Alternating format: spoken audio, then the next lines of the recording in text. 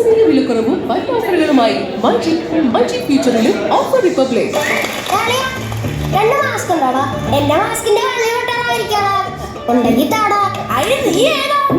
ഇത് ഞാനാടാ പ്രണവ് പിപി. നീ ആളാകെ മാറിപ്പോയല്ലടാ. പൊടി മീശയൊക്കെ ഒന്നല്ല. അത് മീശയല്ലടാ, ഇന്നലെ അപ്പം വാങ്ങിച്ചിട്ടുണ്ടെന്ന കറുത്ത മാസ്കിന്റെ കളർ ഇളയതാ. പിന്നല്ലേ 10 രൂപയ്ക്ക് 3, പിന്നെ ഒന്നുകൂടെ പേശി പിടിച്ച 4 പോയി.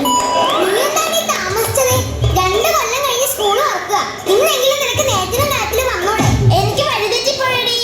പിന്നെ ഞാൻ ഗൂഗിൾ മാപ്പൊക്കെ ഇട്ടങ്ങ് പോകുന്നു. അതിരിക്കട്ടെ, നിന്റെ പേരെന്തായിരുന്നു? ഞാനങ്ങ് മറന്നുപോയടി. Devananda. Oh, very rare name.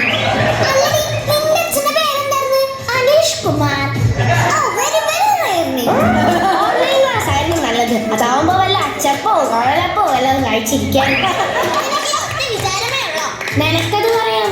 കണക്ക് സാറിന്റെ ക്ലാസ്സിലായിരുന്നു മടക്ക് സാധനം നിന്നതിന്റെ ത്രില്ല്. അതൊന്നും വേറെയാണ്. ടീച്ചർ, അതിനിത് ഓൺലൈൻ ക്ലാസ് അല്ല. അതെനിക്കറിയാം. നിന്റെയൊക്കെ വായടച്ചു വെക്കാനാ ഞാൻ പറഞ്ഞത്. ടീച്ചർ ഗ്രൂപ്പിൽ പറഞ്ഞായിരുന്നു. ആ, ഓക്കെ വരുൺ, ഞാൻ ഓർക്കുന്നുണ്ട്. മിടുക്കൻ.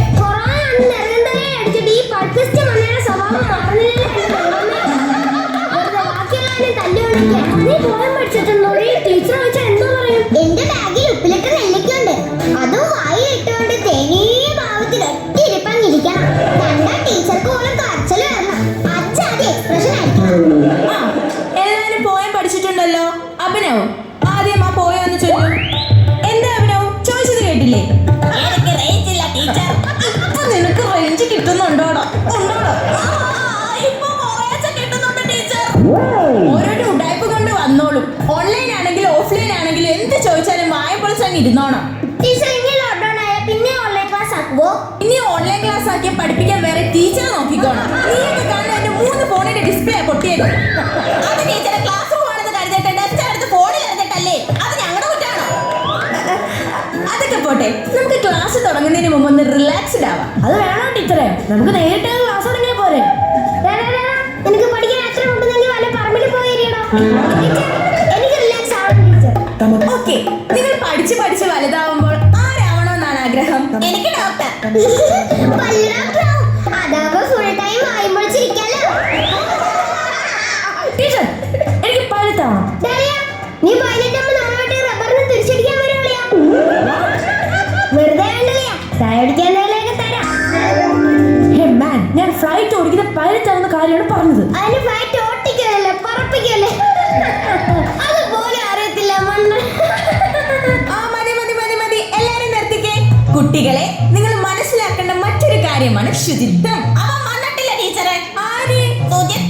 ശുചിത്വം. നിർത്തിയാ വാടാ പോകാൻ ടീച്ചർ നിർത്തിയെന്ന്. ഓ, ഈ വൃത്തികെട്ടവന്മാരോട് വൃത്തിയെ പറ്റി പറയാൻ വന്ന എന്നെ വേണം തല്ലാൻ. ഇരിയവിടെ.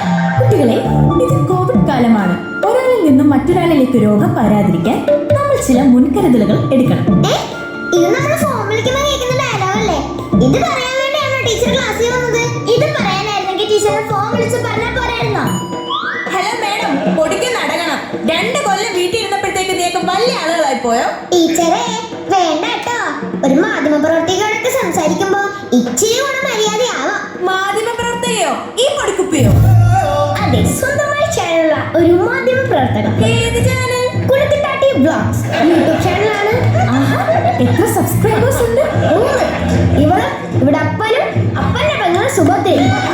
ഇപ്പൊ അത് പ്രശ്നമാണ്. ഇരിക്കണേ അവിടെ. അവളും അവളുടെ ഒരു കുണിക്കിട്ടാട്ടി. ഞാൻ പറഞ്ഞു വന്നത് കൊറോണയൊക്കെയാണ്. എല്ലാരും ശുചിത്വം പാലിച്ചില്ലെങ്കിൽ വീണ്ടും സ്കൂൾ അടച്ചു പൂട്ടേണ്ടി വരും. പ്രൈവറ്റ് സ്കൂൾ ആയോണ്ട് എന്റെ പണിയും പോകും. അതുകൊണ്ട് എന്റെ പൊന്നു മക്കളെ ടീച്ചർ പറയുന്ന പോലെ കേൾക്കണം.